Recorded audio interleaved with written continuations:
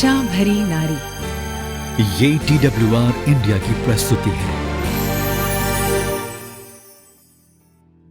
Trans World radio के आशा भरी नारी के एक और भाग में आपका स्वागत है। हमें खुशी है कि आप फिर से यहाँ हमारे साथ हैं। पिछले भाग में हमने सीखा था कि पौलुस ने हमें बताया है कि हमें गंदे वस्त्रों से छुटकारा मिल गया है। तो इसके बाद अब करना क्या है, यह बिल्कुल स्पष्ट है। अब हमें यह जानना होगा कि हमें पहनना क्या है। यही आज की हमारी चर्चा का विषय है। इस भाग का शीर्षक है यह जानना कि क्या पहनना है। यह इफिसियों 4:21 पर आधारित है। प्रेरित पौलुस हमें समझने में मदद करता है कि जो नहीं पहना गया था उसे समझने के बाद नए मनुष्यत्व को धारण करने का अर्थ क्या है। शालिनी जी, क्या आप हमारे और हमारे दर्शकों के लिए इफिसियों 4:18 से 21 पढ़ेंगे? जी हाँ, बिल्कुल पढ़ूंगी। और इसमें हमें पद 21 का संदर्भ मिलता है। आप पढ़िए। जी बिल्कुल। क्योंकि उनकी बुद्धि अंधेरी हो गई है और उस अज्ञानता के कारण जो उनमें है और उनके मन की कठोरता के कारण वे परमेश्वर के जीवन से अलग हुए हैं। उन्होंने अपनी सारी संवेदनशीलता खोकर अपने आप को कामुकता के वश में कर लिया है और हर प्रकार की अशुद्धता में लिप्त हो गए हैं और वे लालच से भरे हुए हैं। पर तुमने मसीह की ऐसे शिक्षा नहीं पाई, वरन तुमने सचमुच उसी की सुनी और जैसा यीशु में सत्य है उसी में सिखाए भी गए हो। इफिसियों 4:18 से 21 मसीही जीवन जीने के तरीके की एक अनमोल और अत्यधिक व्यवहारिक व्याख्या है। प्रेरित पौलुस ने इफिसियों को अविश्वासियों द्वारा किए जाने वाले पाप और संघर्ष के बारे में याद दिलाया। उन्होंने पाप के जीवन और मसीही विश्वासियों को दुनिया में चलने के लिए बुलाए जाने के तरीके के बीच एक मजबूत अंतर भी बताया।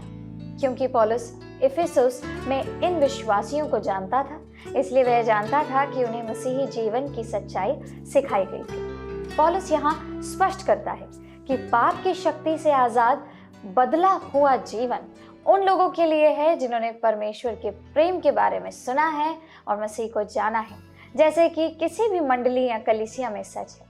कुछ लोग ऐसे भी हो सकते हैं जो मसीह को नहीं जानते। पौलुस यह स्पष्ट करना चाहता है कि उसके शब्द विशेष रूप से मसीह में विश्वासियों के लिए हैं। केवल अच्छे से जीने की कोशिश करना ही मुद्दा नहीं है।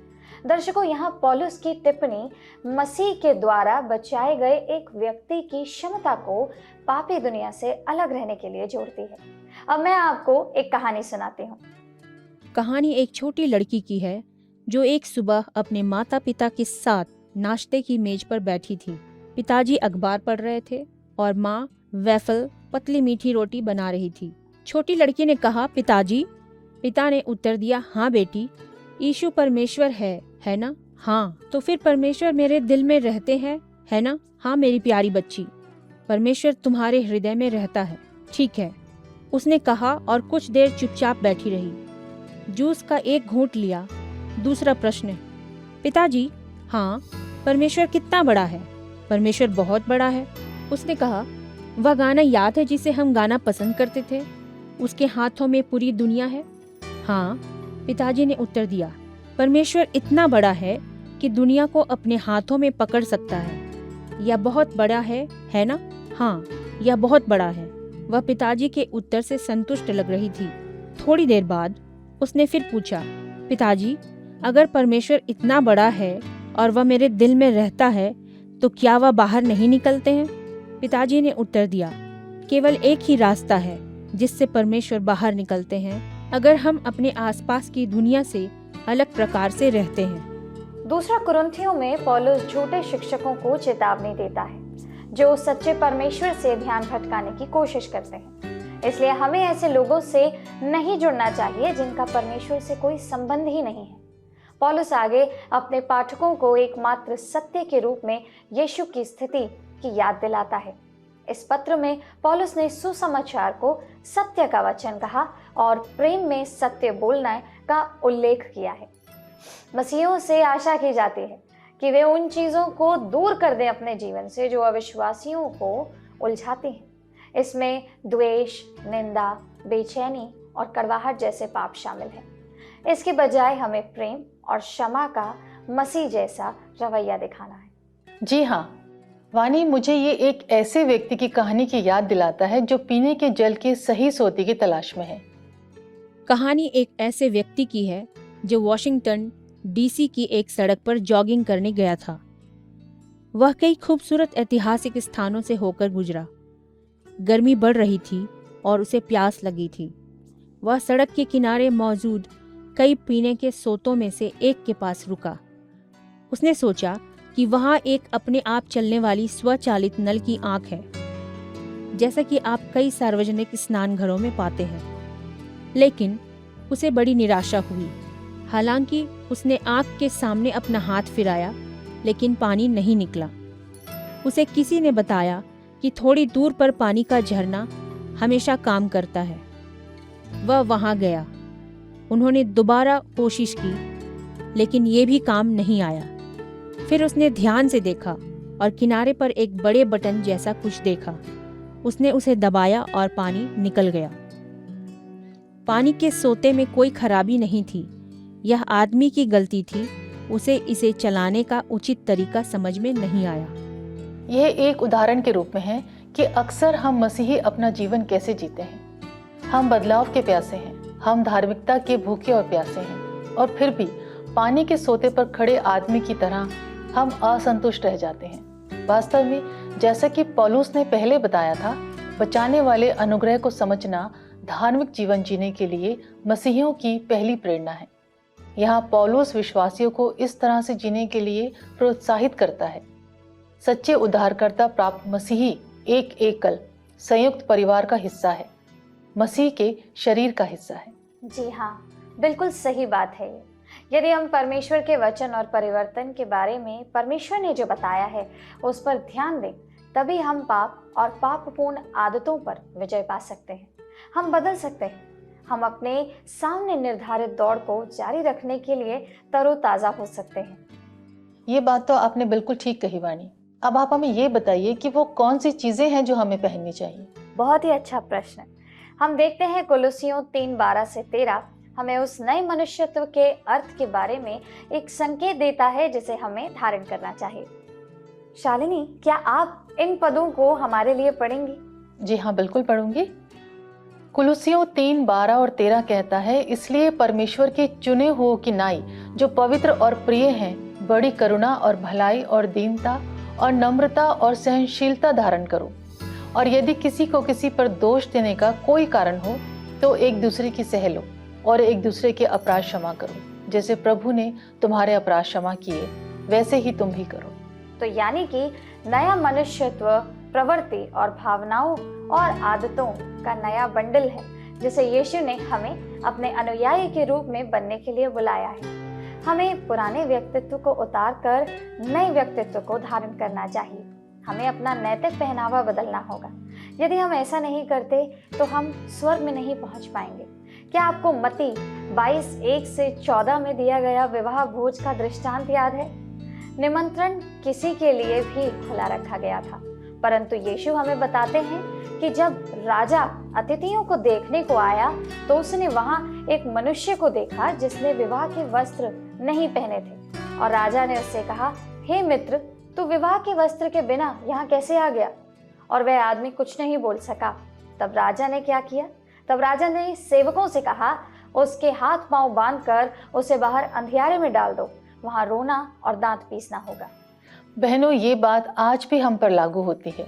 प्रभु के आने पर आज चर्च जाने वाले कई लोग चकित हो जाएंगे जो सोचते हैं कि उन्होंने स्वर्ग के भोज में आने के लिए प्रभु के निमंत्रण का जवाब दिया है, लेकिन वास्तव में कभी भी अपने दिल से तैयार होने के लिए उनकी शरण में प्रवेश नहीं किया है। अपने होठों से तो वे उसे स्कूल मास्टर के रूप में सम्मान देते हैं, परंतु उनके दिल उससे बहुत दूर हैं।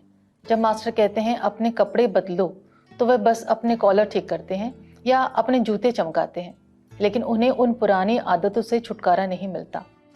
तो यीशु अंत में कहते हैं, इसके हाथ पांव बांधकर उसे बाहर अंधियारे में डाल दो। उसने वास्तव में कभी अपना हृदय परिवर्तन ही नहीं किया। यह सब दिखावा था, और यह आज हर किसी के लिए एक भयानक चेतावनी है। जी हाँ, मैं यहाँ पर एक प्रश्न पूछूंगी और ये हम सबके लिए है। पौलुस हमें सीधे तौर पर यह क्यों नहीं बताता कि हम यीशु पर विश्वास करने के आवश्यकता में हैं या ये ज़रूरी है, और बुरे व्यवहार या रवैया, इन आदतों से छुटकारा पाने और कुछ नए अच्छे व्यवहारों को अपनाने की ज़रूरत क्यों?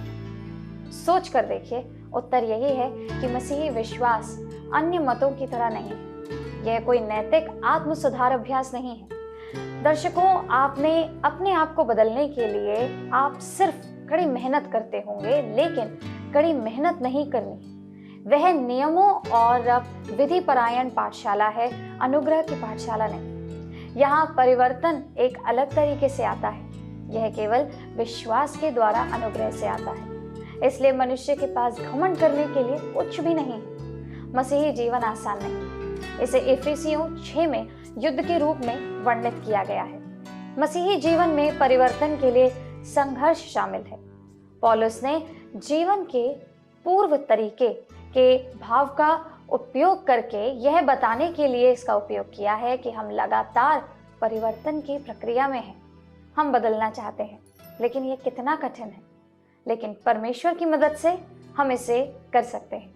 यीशु की जिस खुशखबरी के बारे में हम अक्सर बात करते हैं, वह एक पूर्ण परिवर्तन के बारे में है। जब लोगों ने यीशु को यह कहते हुए सुना कि वे उसका अनुसरण करें, तो इसका मतलब है, पहला, पुराने जीवन को छोड़ देना, दूसरा, परमेश्वर के लिए एक नया दृष्टिकोण रखना, और तीसरा, एक ही बार में सर्वदा नए मनुष्यत्व अर्थात मसीह को धारण करना।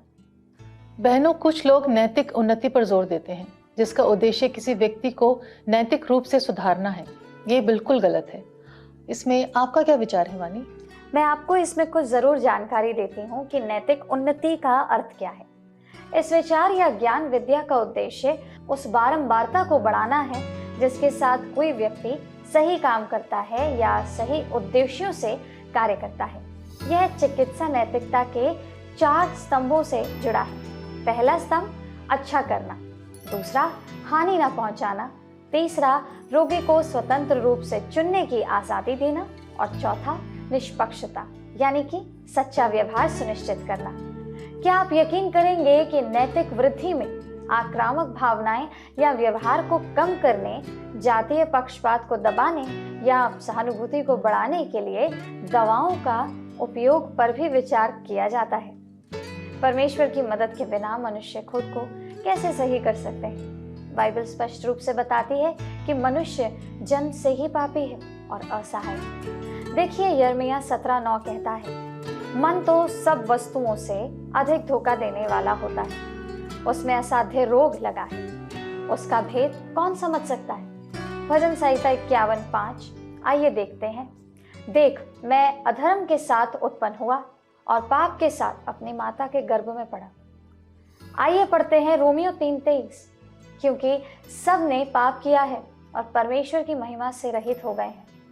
और रोमियो 5:12 में लिखा है, इसलिए जैसे एक मनुष्य के द्वारा पाप जगत में आया और पाप के द्वारा मृत्यु आई, और इस रीति से मृत्यु सब मनुष्यों में फैल गई, इसलिए कि सब ने पाप किया। वानी, मेरा मानना है कि दुनिया बिल्कुल गलत है। इन सभी आत्म सुधार ज्ञान के जाल में फंसना कितना आसान है। दुनिया इसे गलत मानती है। हमें दुनिया को हमें बदलने नहीं देना चाहिए, बल्कि परमेश्वर को हमारे दिलों को बदलने देना चाहिए।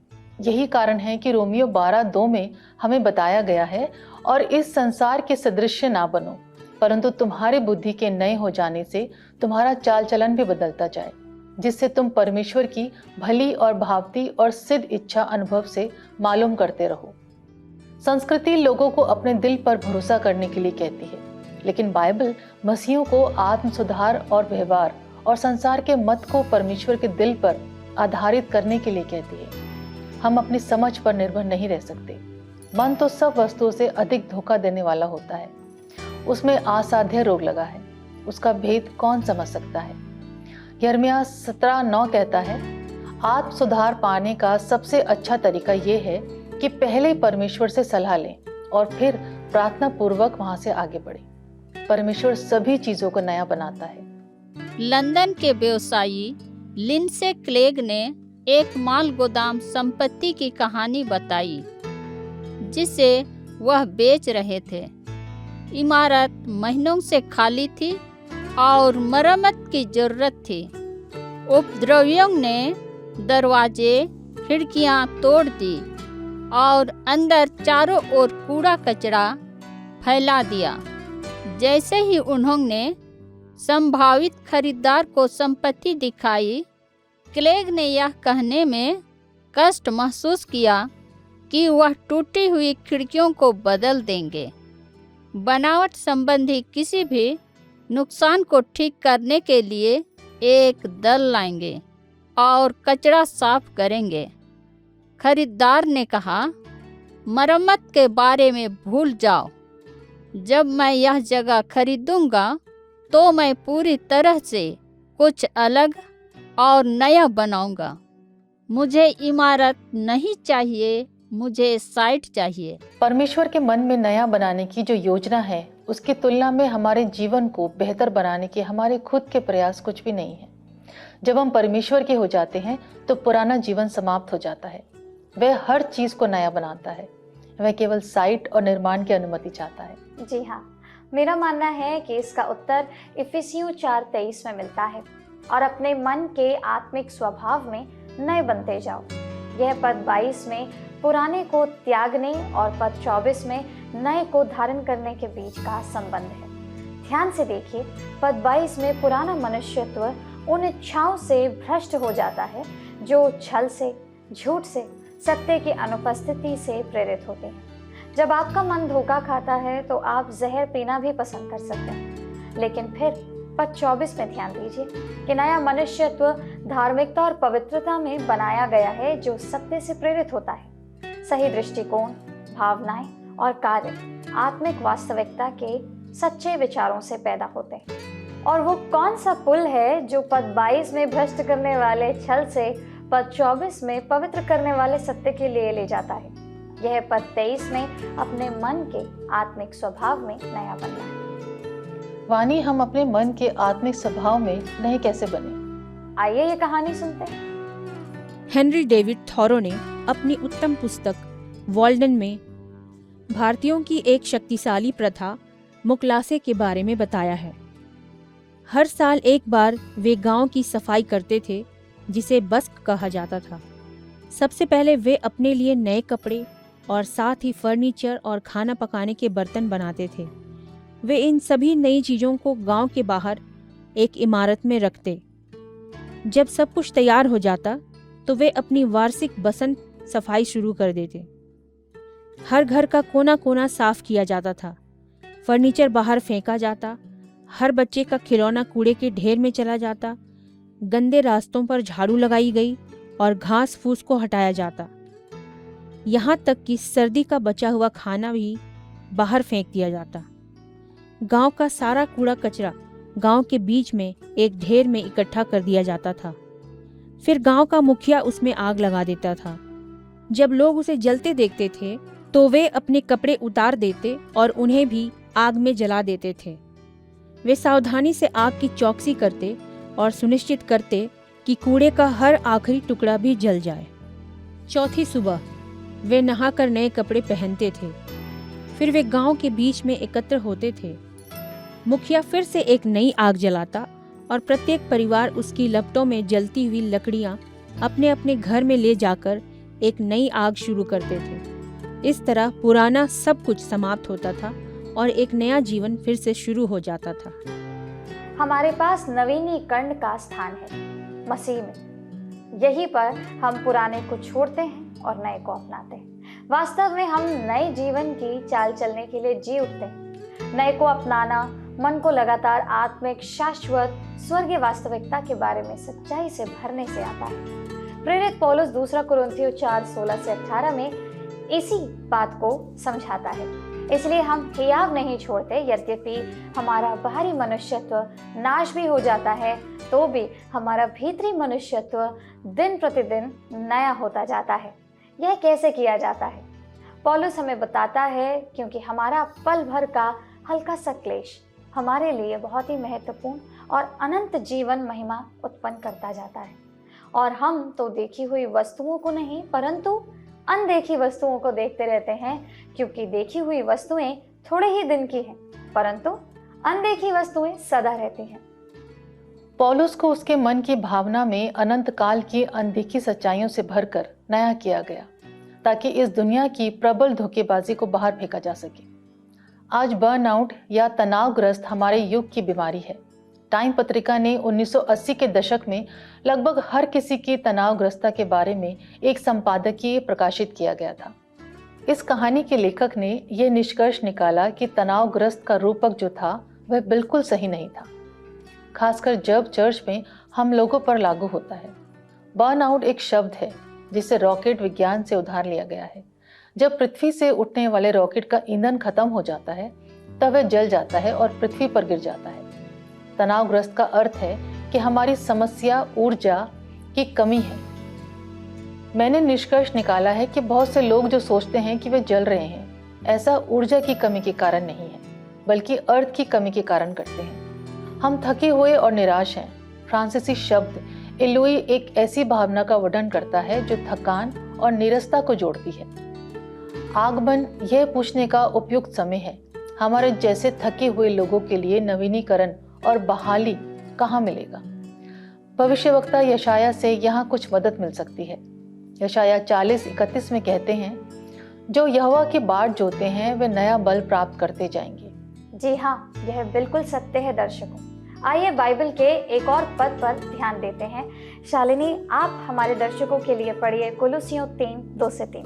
जी, मैं पढ़ती हूँ। पृथ्वी पर की नहीं परंतु स्वर्गीय वस्तु पर ध्यान लगाओ, क्योंकि तुम तो मर गए और तुम्हारा जीवन अब मसीह के साथ परमेश्वर में छुपा हुआ है। बिल्कुल सही, धन्यवाद शालिनी। दर्शकों, पौलुस कह रहा था अपने मन को स्वर्ग की सच्चाई से भरें। पौलुस ने हमें यह नहीं सिखाया कि हमें एक अलग जीवन जीने और भ्रष्टता के पुराने वस्त्र उतारने की जरूरत इसलिए है क्योंकि परमेश्वर हमारा न्याय करने जा रहे हैं, क्योंकि क्रोध आ रहा है, या क्योंकि यह जीवन को अस्त व्यस्त कर देगा। हालांकि ये सभी बातें सत्य हैं, फिर भी इनमें से कोई भी चीज हमारे पुराने वस्त्रों को उतारने के लिए प्रेरणा नहीं है। वस्त्र बदलने के लिए पौलुस की प्रेरणा सरल लेकिन बहुत महत्वपूर्ण है। हमने पहले वाला रास्ता, कह सकते हैं पहले वाला पहनावा या तरीका छोड़ दिया है, क्योंकि हम किसी बड़ी और बेहतर चीज के लिए बनाए गए। हमारी बुलाहट सबसे ऊंची है, सबसे उच्च है। यदि आप मसीह के हैं तो आप प्रतिज्ञा के उत्तराधिकारी हैं। इसलिए जानिए कि आप कौन हैं और अपने उद्देश्य के लिए जी लीजिए। बिल्कुल सही बात कही वाणी।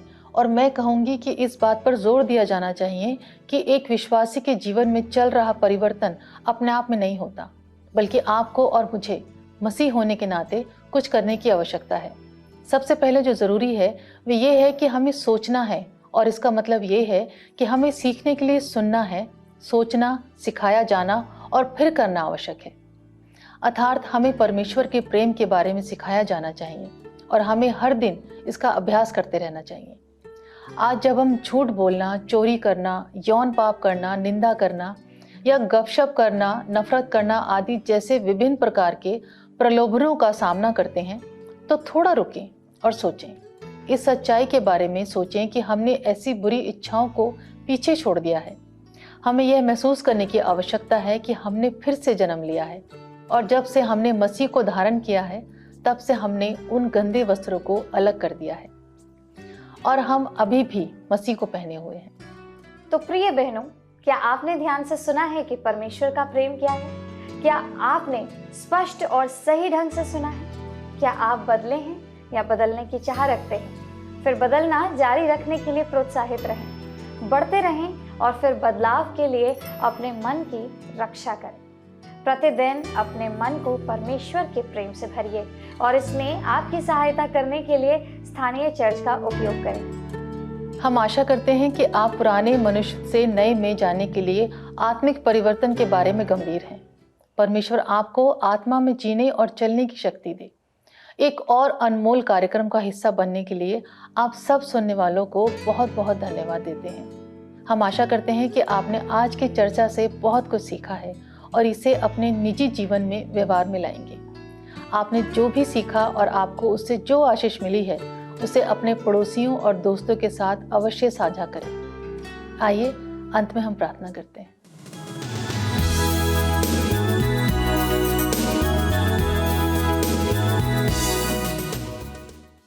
आइए हम प्रार्थना करें। धन्यवाद करते हैं पिता परमेश्वर इस समय के लिए जो कि आपने हमें दिखाया। धन्यवादित हैं प्रभु यहाँ तक आने के लिए। प्रभु धन्यवाद करते हैं इतने सुंदर वचन के लिए जो कि आज आपने हमारे लिए रखा है। प्रभु धन्यवाद करते हैं कि आज हम जान पाए प्रभु कि हमारे अंदर कितनी कमियां हैं और हमें किस चीज़ को धारण करना चाहिए और क्या कमियों को अपने अंदर से निकालना है। प्रभु धन्यवाद करते हैं प्रभु इस सुंदर वचन के लिए। धन्यवाद करते हैं प्रभु सुनने वालों के लिए। प्रभु बहुत बहुत धन्यवाद करते हैं प्रभु कि हम आज अपने आप को जांच पाए हैं। प्रभु आपसे प्रार्थना करते हैं कि हमें सहयोग करें, हमारी मदद करें कि हम अपने अंदर की सारी कमियों को निकाल के फेंक पाएँ प्रभु, और आपके वस्त्र बनाए हुए धारण कर पाएँ। आपने हमें अपने स्वरूप बनाया ईश्वर। हम चाहते हैं कि प्रभु हम आपके स्वरूप चलने वाले भी बन सकें, आपको धारण करने वाले बन सकें। ईश्वर हमारी मदद करें, हमारी सहायता करें कि जो भी इस दुनिया तौर तरीकों में हम फंस जाते हैं उससे हम निकलने वाले बन सकें और दूसरों को भी निकालने पाएँ। ईश्वर जो भी हमारे संगी साथी हैं, हमारे परिवार हैं, हमारे दोस्त हैं ईश्वर, उन सब तक हम ये कार्यक्रम पहुँचाने वाले बने ईश्वर, ताकि सब लोग देखें और सीख सकें ईश्वर कि किस तरह से हम अपने अंदर एक बोझ को लेकर जी रहे हैं। हमें उस बोझ को उतार फेंकना है और आपके बनाए हुए स्वरूप में हमें आगे बढ़ना है। इस प्रार्थना को, इस कार्यक्रम को और सभी सुनने वालों को और देखने वालों को आपके हाथों में सुपुत्र करते हैं ईश्वर। आपके नाम से इस प्रार्थना को मांगते और पाते हैं, आमीन।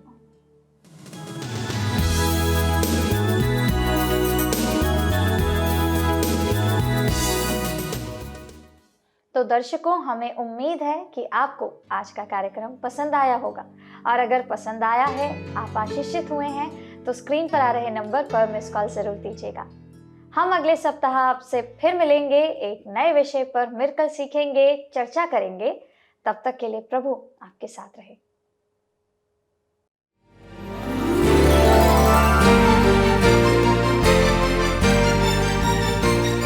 आशा भरी नारी, ये TWR इंडिया की प्रस्तुति है।